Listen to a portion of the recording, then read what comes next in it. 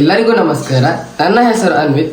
ನಾನು ಈಗ ಮಹಾಭಾರತದೊಂದು ಕಥಾ ಸಂದರ್ಭವನ್ನು ಏಕಪಾತ್ರ ಅಭಿನಯದ ಮೂಲಕ ಅಭಿನಯಿಸಿ ತೋರಿಸಲಿದ್ದೆ. ದುರ್ಯೋಧನನು ಒಂದು ಕ್ಷುಲ್ಲಕ ಕಾರಣಕ್ಕಾಗಿ ತನ್ನ ತಾತ ಹಾಗೂ ತನ್ನ 100 ಮಂದಿ ಮಾಮಂದಿರನ್ನು ಸೆರೆಯಲ್ಲಿಟ್ಟಿರುತ್ತಾನೆ.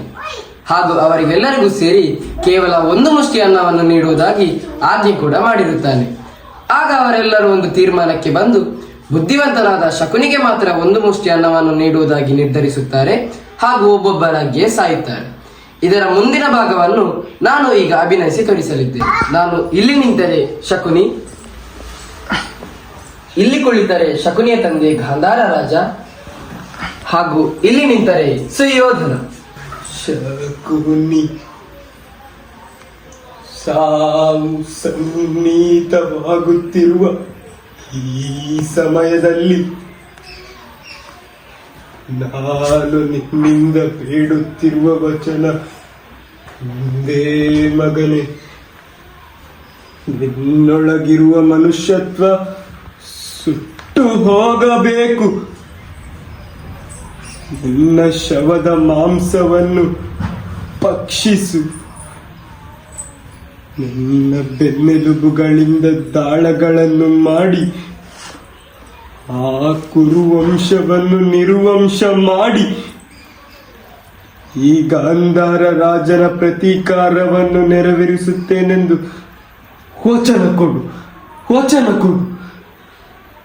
ಪ್ರತೀಕಾರ.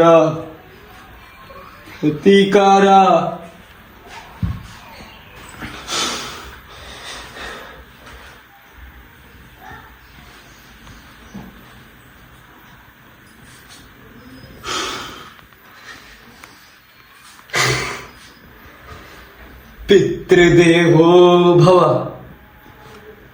ವಿಶ್ರಾಂತ ವಿಸ್ತಾರ ಯಶೋ ವಿಶಾಲ ವಿರಾಜಿತ, ಭೂಮಂಡಲದಲು ಖಂಡ ಕೀರ್ತಿ ಪ್ರತಾಪ ಪೂರಿತ, ನಿತ್ಯ ಸಸ್ಯ ಶ್ಯಾಮಲ ಜನಿ ವರಸಿನಿ ಮೃಗಕನ ಕರ್ತಿತ, ಸಹಸ್ರ ಗಾವುತ ವಿಸ್ತೀರವಾದ ಈ ಗಾಂಧಾರ ದೇಶದ ರಾಜಕುಮಾರನಾದ ನಾನು ಈ ಕ್ಷಣದಿಂದಲೇ ಕುಟಿಲ ಕುಚಿತ ಬುದ್ಧಿಯಿಂದ ಆ ಕುರುವಂಶದ ಕ್ರೌರ್ಯ ಕಾರ್ಯ ಕಾರಣಕ್ಕಾಗಿ ನಿಮ್ಮ ಮಾತುಗಳನ್ನು ಚಾಚು ತಪ್ಪದೆ ಪಾಲಿಸಿ ಆ ಭರಾಟೆ ದುರ್ಯೋಧನನ್ನು ಸದ್ಗಣರಿಸುವುದು ಸತ್ಯ ಸತ್ಯ ಸತ್ಯವೆಂದು ಪ್ರಮಾಣಿಸುತ್ತೇನೆ. ಶಕುನಿ, ಈ ಸುಯೋಧನನ ಪ್ರತೀಕಾರದ ಜ್ವಾಲೆಯಲ್ಲಿ ಸುಟ್ಟು ಹೋಗದೆ ಬದುಕುಳಿರುವ ಕೀಟ ನೀನೊಬ್ಬನೇ. ಪರಾಕ್ರಮಿಯಾದ ನನ್ನನ್ನು ಜೀವಂತ ಶವವಾಗಿರುವ ನೀನೇನು ಮಾಡಬಲ್ಲೆ? ಮುಕ್ತಿ ನೀಡಿದ್ದೇನೆ, ಪ್ರಾಣ ಉಳಿಸಿದ್ದೇನೆ, ಬದುಕಿಕೋ ಹೋಗು. ಆದರೆ ನೀನೆಂದೆಂದಿಗೂ ನನ್ನ ಅಡಿಯಾಳು. ರಾಜ್ಯ ಆಳುವ ಆಶಯಗಳು ಈಗ ಉಳಿದಿಲ್ಲ. ಭಲೆ ದುಶ್ಯಾಸನ ಮಾವನನ್ನು ರಾಜ ಸತ್ಕಾರದಿಂದ ಕರೆತನ್ನಿ.